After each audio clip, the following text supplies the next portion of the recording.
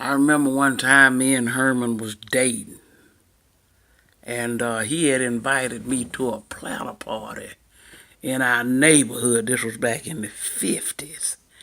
And he told me to meet him at the party.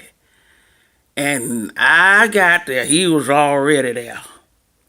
But when I walked up, he was engaged in a conversation with a girl. Yeah, she was laughing and talking and laughing, all in his face. I observed him for a while, and he was being malleable. He wasn't being disrespectful, nothing like that.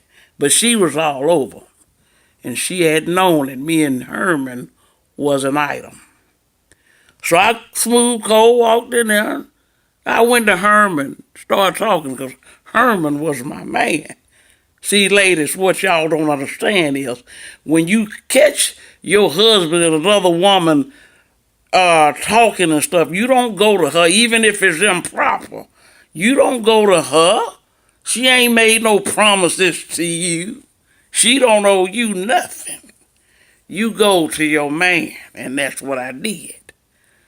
But see, where she messed up was, she said something out of line to me.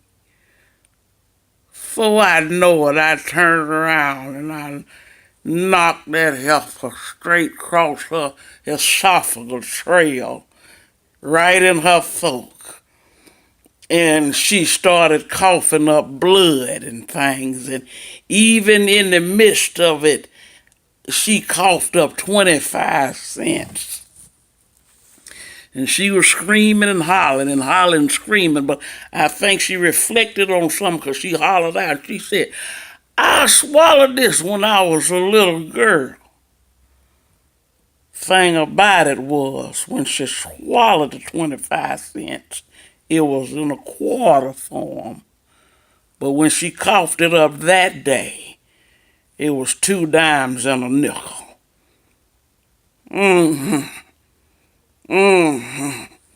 Mattie J made change with her.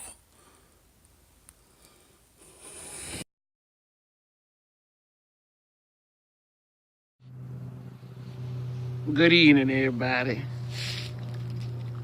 With Mattie kind of on the low side today.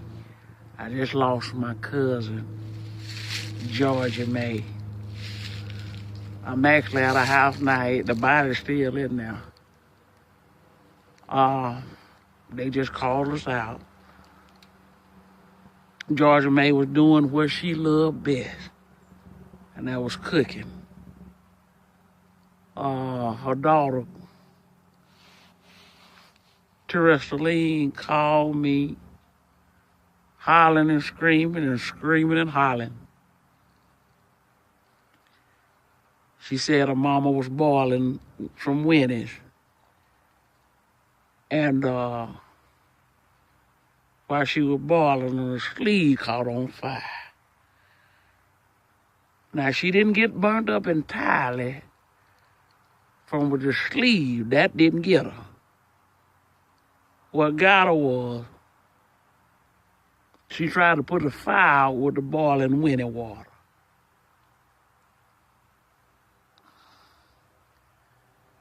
They put me outside because you know me. I just said that was just stupid. George May ain't have good sense most of the time anyway.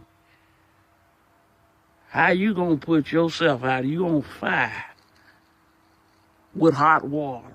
That just boiling hot water at that. That just didn't make good sense to me. And I figured Georgia May was gonna die anyway. It was gonna be stupid. Cause that was just her. I loved her. Don't get me wrong, I loved her, but they put me outside because we almost got to fighting there.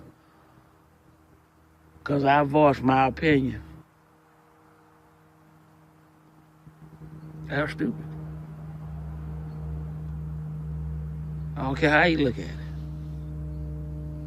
George made that was stupid. If you out here in the breeze with me, around here, and your spirit floating around here, that's just stupid. How Claire was.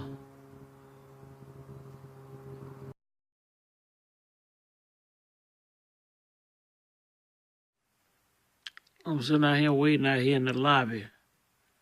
Georgia May Hubman Flint put me out because I cut up. Yeah, because they fooled me.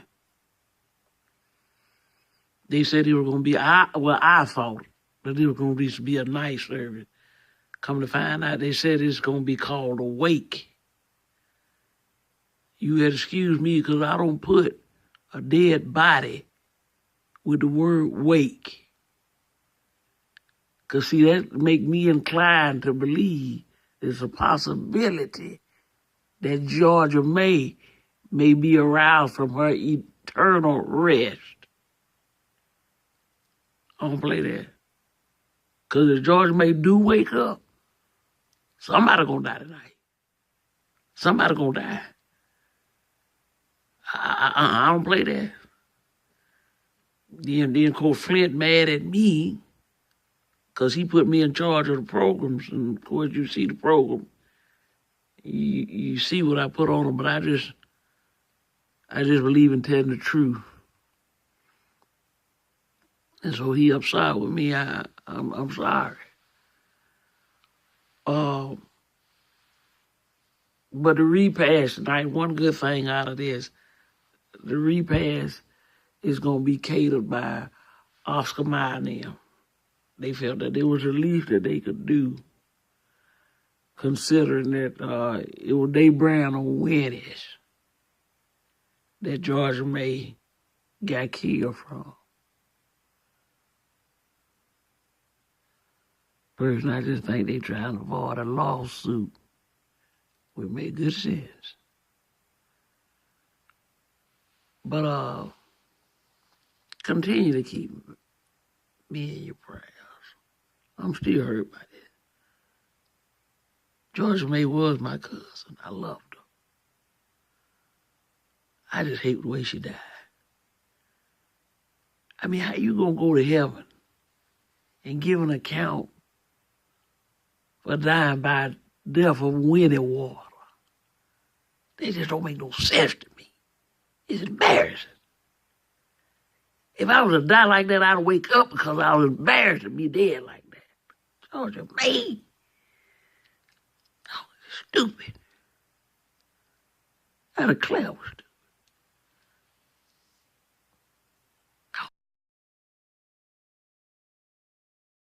They had to come down to my garage to film this one because I don't want Herman to hear about nothing about this one. But anyway, my friend Teresa came into town now. That's my best friend. We grew up together. You think Florine something, Teresa something else. But anyway, she wanted to get together, have a girls' night and stuff. I think she went and watched the movie. But anyway, Teresa, Lord have mercy, she just one of them type girlfriend that be wanting you to try something new every time. And that's what she did with me. So she told me, let's go to this massage parlor. I said, what? That's not, I associate that with prostitutes and stuff like that. And I just didn't want no parts of it. But she insisted, and she told me that's just the old way of thinking, that it ain't like that no more. So anyway, she convinced me to go on, and we went on into the receptionist area, and the little girl was asking questions. Miss Witherspoon, what is it that you would like? And all the different kind of massages that they give. And she was just telling me about the first one was the deep tissue massage. I said, deep tissue. I said, ain't nobody told me about bringing no toilet paper. I don't know nothing about that. I don't want that. Pass. I passed. And then, so she went on and started talking all this stuff over my head. I said, so Teresa took my paperwork and filled all that out. And so anyway, then she went on talking about what we had to do to prepare for it and stuff like that, take off our clothes. And that right there, that got me because I ain't used to taking off my clothes for nobody but Herman. But she told me we was going to have a towel wrapped around it. So just to be safe, I went on and took the 38 up under my left breast. Just in case something popped off I ain't like, freaky deaky stuff I don't like. I was going to be prepared. So anyway, that one is. I got in the room. It was candles and stuff, and they had some rocks and stuff that was smoking and stuff. And I said, Lord, what is this gonna be, a barbecue? What going on? So, that right there, that kind of took me, to another place. But anyway, when the man came in, that's what got everything. This young buck, like 6'2", 6'3", muscles and stuff everywhere. I said, Lord, I ain't seen nothing like that in a long time. I said, Lord, you had to help me. So I took 2 or 3 of my sedatives that I take just kind of relax me. So I took them. Go, let me tell you something. Everything was okay. That man put his hands on me. And he started kneading my back and pushing on me in my back and my neck and my lower extremities there.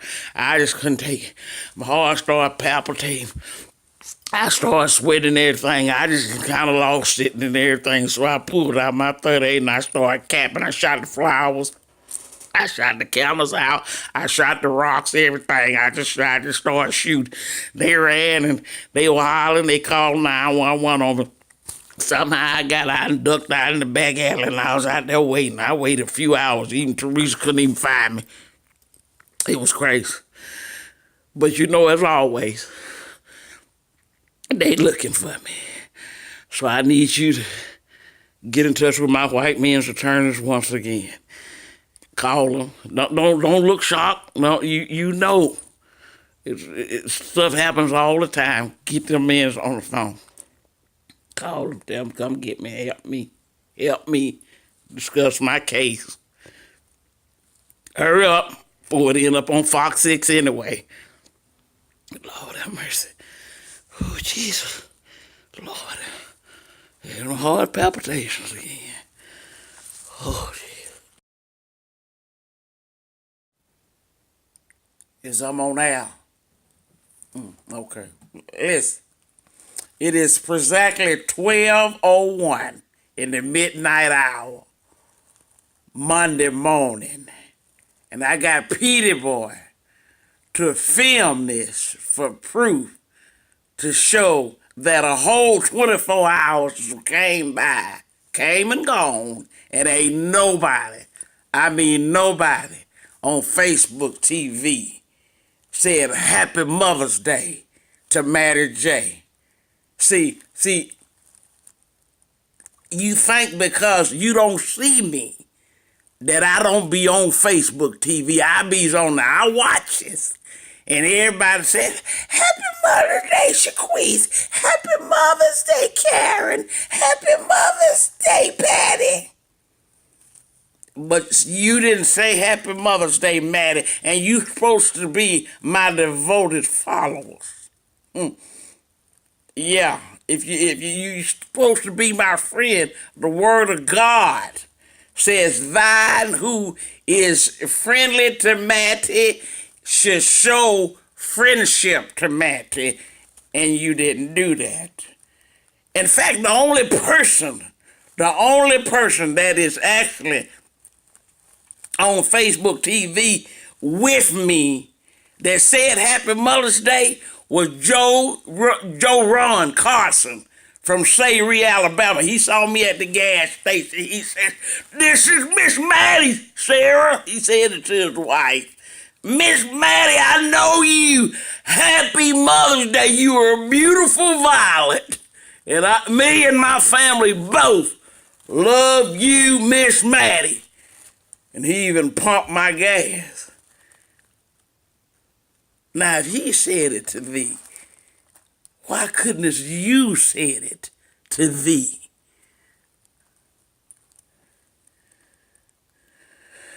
But you're supposed to be my devotion. I got to think about that. I got to think and pray before I come back before you. Anytime soon. Go ahead, Peter boy. You can cut it off because Mattie J is upside. Lord have mercy.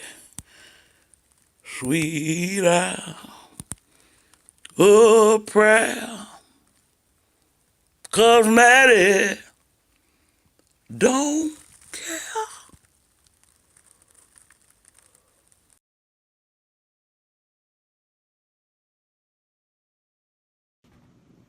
Hey y'all, this is Mattie J here. I just wanted to talk to y'all personally. I just want to share something with my public before it get out in the streets and somebody tell it wrong, so you can say you heard it live from Mattie J. But what happened was I had an altercation this afternoon. I came home. I had Usher Bowl meeting. I came home, and the new neighbor across the street, who ain't really up to date on what's supposed to go on the street is, she ended up putting up her Christmas decorations before I did. And everybody know that you've been living here at least 20 plus years that you don't put your decorations up before Wait, Herm, shut up now. I'm trying to talk to the public for something happen. Now hush. But anyway, what happened was, I ain't say nothing to her. I ain't say nothing to her. But what I did was, I did go down there and bend down there by a hedge tree, and I shot at her. And so what's probably going to happen, I don't know if she even know what direction the bullet came from, because I had my silence on. Herman, shut your mouth, boy. Tell you, now shut up. Make me nervous. But anyway, so I had my silence on, so I don't know if she even knew what direction it came from. But what happened is I was running across the street and a dog got after me and I fell and everything, so my knees hurting real bad. And so what's going to have to happen is I'm going to tell Peter Boy to run me over there to Caraway, just look at me and make sure I'm all right. But I just wanted y'all to know. I want my public to know. I don't want nobody putting out no mess about me. I want y'all to pray for me. Pray for Mattie. Thanks. Shot at that lady, Mattie. See? You see what I have to put up with? Shut your mouth! You don't know if I shot or not. You can't hear. Police coming. The police coming. Anyway, Lord have mercy. Pray for me.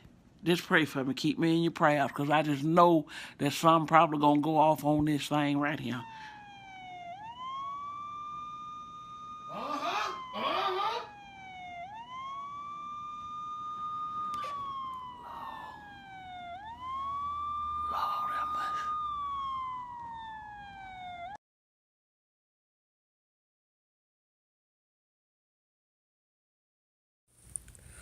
All right, I need my public to pray for me early this morning, because my religion is being tested over here at the hospital. I need prayers, first of all, for my cousin Joe Ray Jackson. He been over here in the hospital for about 2 days now. We're having complications and difficulties with his prosthesis that he ordered. He's getting 2 of them. I'm his powerful attorney, and I had spoke with the doctors and the people who's over getting this prosthesis, and I told them to order him 2 bow-legged prostheses. End up, they come bringing us Joe Ray out of the operating room. He laying on the table. He got prosthesis that ain't got no kneecap. See, I know this the Lord working with me. I know it is. Joe Ray can't even stand up. Nothing, everything he do, he got to do standing up, because he can't bend his knees. He ain't got none. See, I'm mad. I'm real mad. See, I knew once I came off my fast, the devil was going to attack me. I knew that was going to happen. See, I don't even cuss on Saturday mornings. I had gave all that to God and sit up here and did this to Joe Ray. It's testing me. It's testing me. I need my public to pray for me because I'm mad. Lord, I'm so mad over here in these people's hallway. Little children coming up to me and stuff, and I want to cuss them out. Somebody pray for me. Somebody got to be praying. Pray for Mattie J. Lord have mercy. Somebody help Joe Ray. I'm going to say this right now. To Big Dave, my public, and I don't care who else is listening. I'm on my way to my 60-year class reunion at Miles High School. I'm just going to tell you this right now. If Herman's girlfriend is there, if she come to the reunion, I'm just going to go and tell you right now that I'm going to open hand slap her. I'm going to slap her upon sight. The time I see her, I'm going to slap her. And I don't care what nobody say. You know, people just saying, you should be over that. That's 60 years ago. I don't like what she wrote in his yearbook. I don't like it. And she was being spiteful when she did it. And 60 years later, there's no expiration date on it. She said something about me. So I'm just gonna go and handle it. I can't sleep at night if I don't. I won't sleep tonight if I see her and I don't open hand slap her. So, Verlene, Washington. Your name Fredericks now because you're married, but we ain't gonna even talk about that. But Verlene, Washington, if you at the reunion today, you see this is your notification. I'm gonna slap fire from you. I'm gonna come from this side on cross. You gonna feel it, and my name gonna be on your cheekbone. Mattie J said that. I mean it too. Good morning to my public. I'm just calling in advance to let y'all know the Mattie J is on her way to our all-class reunion at Miles High School, and I'm letting my public know. And my white men's attorney, Scotty Hughes and Big Dave, I'm gonna let y'all know that something gonna go down. Herman and his girlfriend, Verlene Jackson, is reportedly supposed to be there, and I'm telling you right now, I'm gonna slap her on sight. Yes, I'm gonna slap on sight now. It's already been written in the history books that when Verlene and me and her get together, Mattie, it's gonna be an stop that. You need to stop that, Mattie. That don't make no sense. I tell you what, Herman, you better keep your quiet. You better keep your quiet. Leave that girl alone. She ain't studying you. She ain't studying me either. That girl gone. Listen, I don't like what she wrote in your yearbook. I don't like it. She was here. Mattie, my God. We was in school then. You ought to be ashamed of her. Am I with you? Am I with you or Verlene? That ain't got nothing to do with nothing, Herman. She disrespected me. No, wait a minute. Hold up. No. She disrespected me. She disrespected me in front of my public. She disrespected me in front of my classmates. And I told her, listen, Herman, your mouth now, folks. I hit you. I may just hit you. Tell you listen. What, you keep that, I'm going to turn this car around, and I'm going to go to the reunion by myself. I'm going by myself. Oh, you is? That's right. Now, you keep that up, you're going to be sitting at home alone. And I'm going to be sitting out there, and Verlene can come over there and do what she want to do. Now, keep on talking. Oh, she gets to do what she wants to do with you. She gets to do what she wants to do with you. Oh, that's what it's going to be like. Okay, let me tell you, my public. Y'all done witnessed it. You seen it right here. Right here. I got. Talking about Verlene. She ain't studying you. And see this right here done brought my pressure up, all kind of pressure. And inside, internal things is going on right now. I'm boiling. I'm heated. This is all I'm saying. I'm closing out to my public. Y'all heard it. You heard Herman say it himself. That's what he was going to do. You already know Mattie J. You know how he deals with things. I'm going to the reunion. And they ain't gonna allow no pistols or knives and no lethal weapons, but I'm taking this. I'm gonna sucker punch her. But guess who I'm gonna deal with first?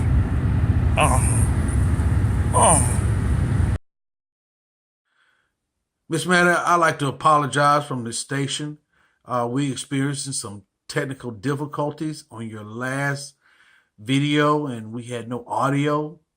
I don't know what the problem was, but our engineering crew said they have fixed it. So we can continue now with what we started in the first place. We talking about Doretha funeral? Yes, ma'am. Okay. All I want to do is just address a few things that went on last week at Doretha Parker funeral. Y'all may know Doretha. Some of y'all may know. Some of my public may not know. But Doretha passed on March the 1st. Last week, we had a funeral last week. But I just wanted to go over some things because I'm in charge of the kitchen committee as well as the number 2 and 3 and 2.5 usher boards. And there's some things that went on that I wasn't pleased with that I wanted to address. Number 1, on behalf of the Doretha family, the peoples came in and sat down at the funeral before the family came in and sat on the family side. Y'all know that wasn't right. You know that was not right. And so what I had to do is to get some straight, and I talked to a few people. So a couple of young boys got a little edgy with me and everything, but whatever got hot, it soon got cold. So it was taken care of. Number 2 that I want to talk about is non-choir members sitting in the choir just so you can get a seat, knowing you ain't singing. Half of the people stand up and sing, and then you sitting down, just ain't no good look. Not to the public, sitting down watching. And then a few of y'all that try to fake like y'all can sing, mess up the songs and things, and people's getting all upset because you sitting up there trying to mouth the words and you know you don't know the song. That just wasn't a good look.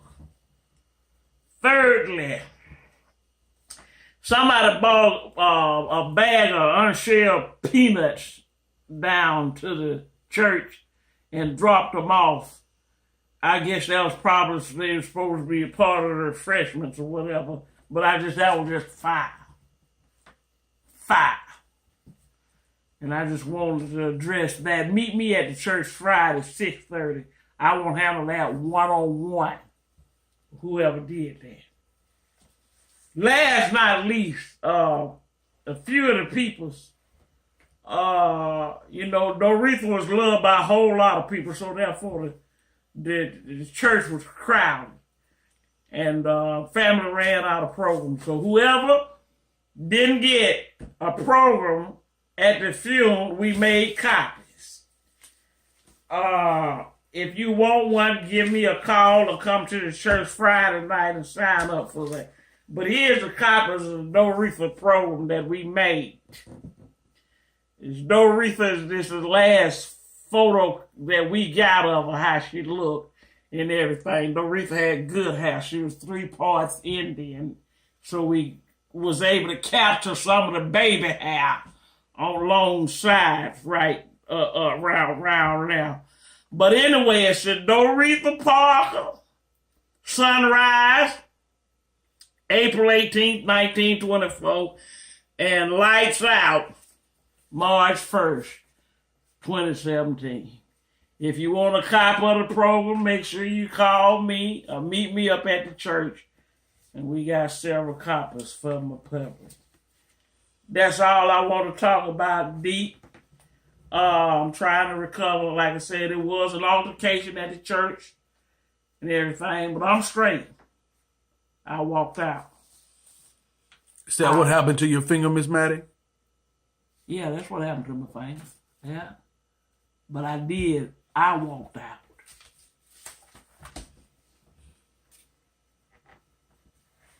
Any more questions? Next question? I don't think there are any questions at this time. That's all I wanted to say to my public. Well, thank you, Miss Mattie. You're welcome. We'll appreciate it, and I think you covered it well. Any last words? No. Whoever brought them peanuts, Friday night, 6:30 at the church.